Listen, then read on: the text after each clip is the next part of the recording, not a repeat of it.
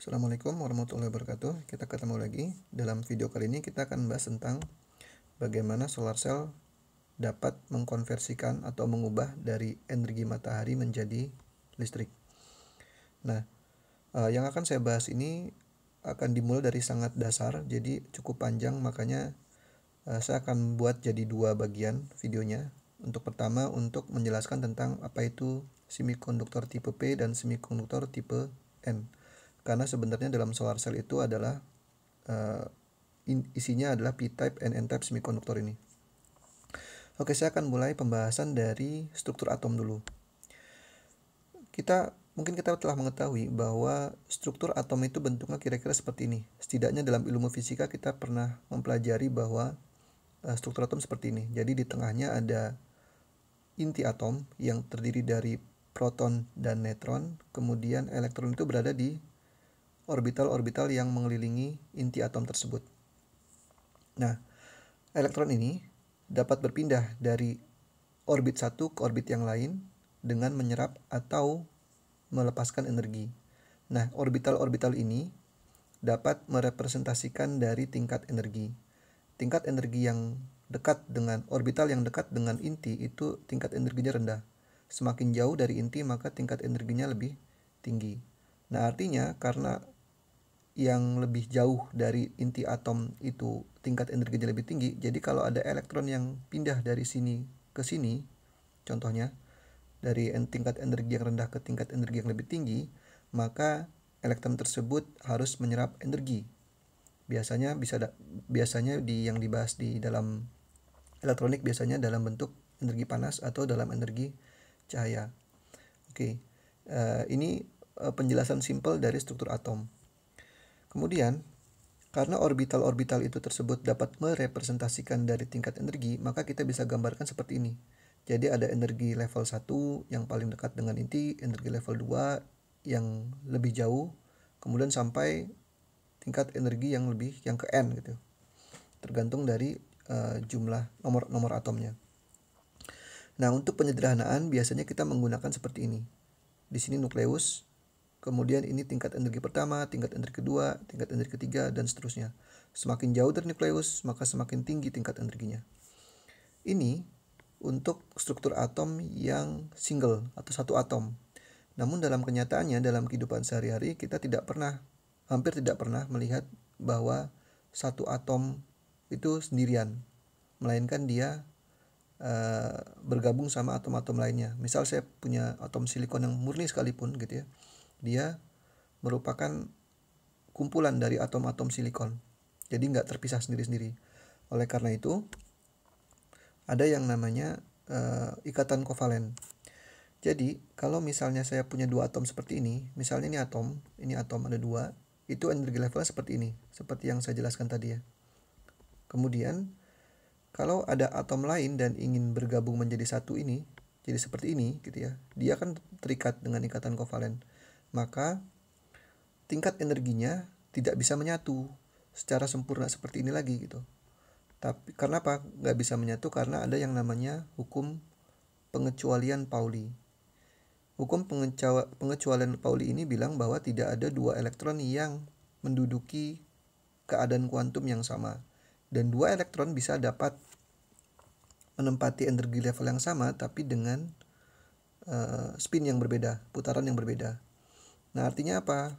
Tingkat energi ini karena tidak bisa diduduki oleh lebih dari dua elektron, maka dia akan membentuk garis-garis suborbital. Jadi misalnya dia ada dua, maka di tingkat energi ini ada dua garis, ada dua suborbital yang jaraknya cukup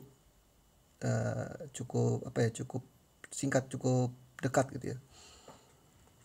Ini kalau dua, ini juga nih kalau di tingkat energi yang seperti ini juga harusnya dua garis ya, cuman ini nggak kelihatan terpisah, dan begitu seterusnya. Jadi kalau digambarkan misalnya single atom itu seperti ini, kita ambil aja dua energi terluar ya, ini sama ini gitu ya.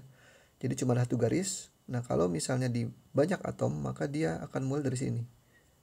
Jadi ada banyak garis-garis yang tempat untuk para elektron tersebut menempati. Tapi tetap tingkat energinya terpisah. Untuk tingkat energi yang ini dengan energi di bawahnya, dia punya jarak yang cukup besar, ada band gap. Nah, karena ini banyak garis-garis seperti ini, maka kita buat buat konsep namanya pita atau band. Jadi ini kan banyak ya. Kalau ini kan cuma 2 nih. Kalau banyak, dia akan membuat sebuah rentang. Jadi namanya pita konduksi di sini. Nah, kalau kita buat gambarnya jadi seperti ini. Jadi ini yang paling luar. Ini energi yang lebih rendahnya, kemudian ini masih ada lagi gitu sampai bawah, sampai nukleus. Tapi yang kita bahas di sini hanya 2 tingkat energi yang terluar. Yang terluar dinamakan pita konduksi atau conduction band, di mana hampir semuanya kosong. Maksudnya kosong ini adalah tingkat energinya ada, tapi elektronnya tidak terisi gitu. Tidak ada elektron di situ. Atau mungkin hanya sedikit elektron di situ.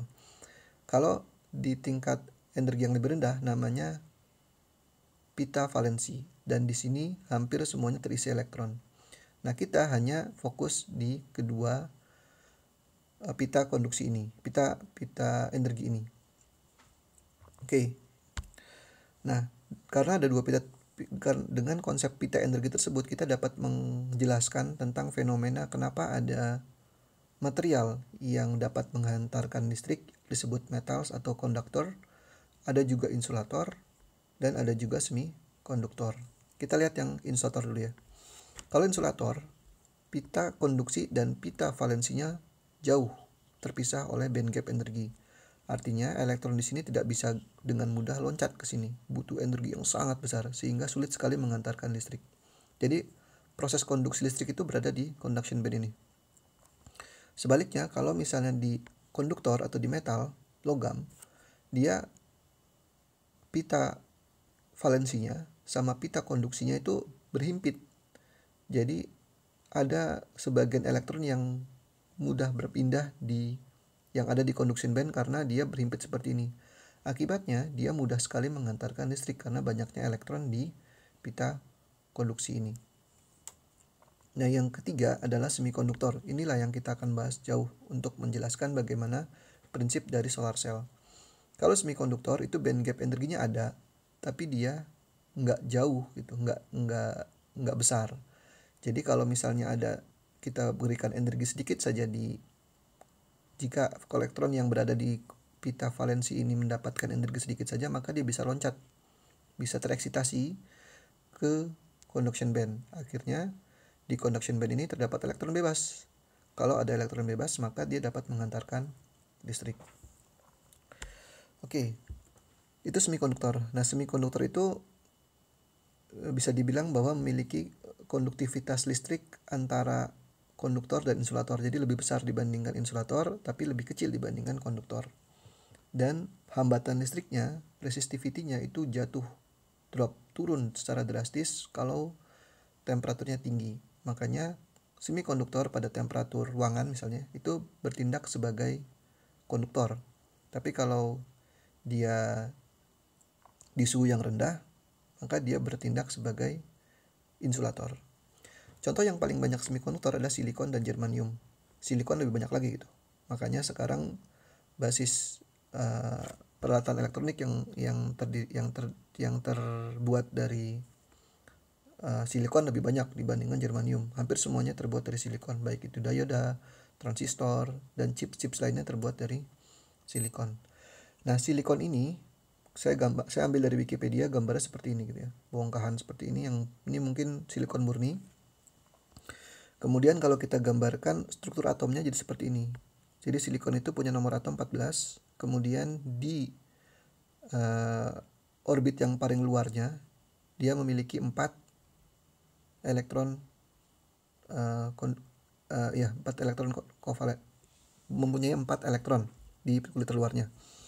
Nah, ini kalau untuk satu atom. Kalau banyak atom gimana? Ini saya ulangi lagi, di sini silikon punya 4 elektron di kulit luarnya. Kemudian kalau dia misalnya sendiri seperti ini, tapi kalau misalnya dia banyak, maksudnya seperti ini kan sebenarnya tidak hanya ada satu atom, tetapi jutaan bahkan ratusan juta atom gitu ya. Nah, kalau misalnya kita gambarkan, maka dia bentuknya seperti ini.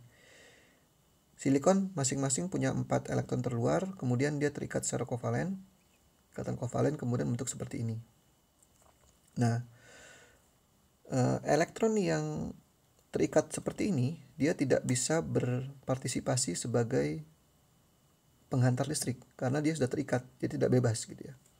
Nah, bagaimana biar silikon bisa menghantar listrik? Maka kita butuh energi agar elektron yang ada di sini kan elektronnya penuh nih. Penuh dengan elektron. Nah, elektron yang ada di pita valensi ini kita butuh eksitasi, kita butuh excite, kita berikan energi di sini sehingga dia terloncat ke sini. Dia naik ke tingkat energi yang lebih tinggi. Gambarnya seperti ini. Jadi ada elektron dari pita valensi pindah ke pita konduksi. Jadi di sini terdapat satu elektron bebas. Sedangkan di sini tertinggal satu kan, kekurangan elektron, maka dia bermuatan positif di sini yang namanya hole. Di sini terdapat satu elektron sehingga bermuatan negatif. Nah, ini prinsip dasar dari kenapa silikon atau semikonduktor dapat menghantar listrik kalau mendapatkan energi. Nah, masalahnya adalah silikon ini, kalau pure silikon, dia elektron bebasnya atau hole-nya ini tidak terlalu banyak, sehingga konduktivitas listriknya juga nggak terlalu baik. Maka dibutuhkan yang namanya doping silikon misalnya. Ada dua tipe doping semikonduktor, yaitu untuk membuat n-type semikonduktor atau p-type semikonduktor. Kita bahas yang n-type dulu. Kalau yang n-type semikonduktor itu dia didoping dengan bahan yang memiliki elektron valensi 5, elektron terluarnya 5. Jadi seperti fosfor. Ini kalau kita gabungkan, kita doping di atom silikon, maka bentuknya seperti ini. Kita lihat di sini ada atom fosfor di sekelilingnya atom silikon. Nah, kalau bentuknya seperti ini, karena fosfor itu memiliki 5 elektron valensi, maka memiliki 5 elektron yang di kulit terluar, maka 4-nya udah terikat nih sama atom-atom silikon, tapi kan ada sisa 1. Nah, ada sisa 1 inilah yang menyebabkan dia menjadi ada free elektron, elektron bebas. Nah, elektron bebas ini sebagai pembawa muatan. Kalau p-type semikonduktor, dia didoping dengan bahan yang memiliki elektron valensi 3. Ya, elektron valensinya 3, jadi seperti boron contohnya. Nah, kalau misalnya boron ini kita sisipkan, kita doping di silikon, maka bentuknya seperti ini. Untuk elektron yang 3 langsung terikat, 1, 2, 3. Tapi yang satunya ini kan nggak ada, karena cuma 3, maka dia terdapat hole atau terdapat kondisi di mana kekurangan elektron. Kekurangan elektron itu dapat dibilang adalah bermuatan positif. Jadi pada tipe P semikonduktor itu pembawa muatannya adalah holes. Nah, sampai sini kita dapat menjelaskan ada 2 tipe semikonduktor, yaitu tipe N dan tipe P. Nah, untuk video kali ini cukup sampai sini. Nanti kita bahas selanjutnya, kita akan bahas bagaimana tipe P dan tipe N semikonduktor itu menjadi sebuah device, baik itu dioda, diode, atau solar cell. Mungkin segini penjelasan singkat tentang n-type dan p-type semikonduktor. Kurang lebihnya mohon maaf. Assalamualaikum warahmatullahi wabarakatuh.